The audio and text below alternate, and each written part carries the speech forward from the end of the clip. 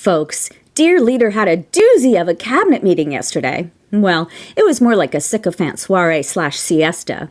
Dear Leader couldn't be bothered to keep his eyes open to receive the buckets of praise his lackeys dumped on him. When he wasn't dozing, he was doodling, perhaps practicing his minimalist female figure drawing skills. The meeting had several highlights. My favorite moment was when Kristi Noem thanked Dear Leader for keeping the hurricanes away during this hurricane season. Remember, Kristi learned the hard way that bungling a disaster response definitely makes your ass look big. So, it's no wonder she's grateful the Orange Savior kept the weather in line this year. Yeah. Petey Petiti Hegseth was sure hopped up. Again, he explicitly passed the blame for his potential war crimes bombing boats in the Eastern Pacific and the Caribbean. Petey's in the hot seat for ordering a second strike on shipwrecked people. Petey Petiti said Frank M. Bradley, a Navy admiral and head of U.S. Special Operations Command, ordered the second strike. Petey said the fog of war made it impossible to know if there were survivors and if they were a threat, which is funny because the drone footage was pretty clear. Maybe the fog of war is directly related to how many shots you've had before noon.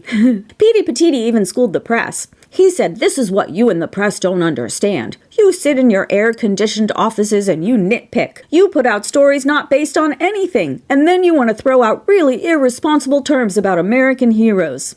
This from the guy who posted a Franklin the Turtle meme the day before. Super responsible. Marco Rubio seemed to be trying to get Dear Leader to pay attention to him, but Daddy T's lids were just too heavy. Rubio credited the president with dangerous peace deals and said for the first time in decades, American foreign policy was guided solely by whether it made the U.S. safer, stronger, and more prosperous. Yeah, Rubio obviously sold his soul, but he's a lousy liar. He looks like a schmuck who works at his father's business where Dad berates him all day long, but Marco has to keep greasing Dad up so he can lock in an inheritance. Marco must be counting the days till whatever Daddy T got the MRI for gets the best of him. All in all, it was a peach of a meeting. Dear Leader got to ride out the blood sugar crash from his Happy Meal, and the administration reaffirmed their commitment to go down with the ship.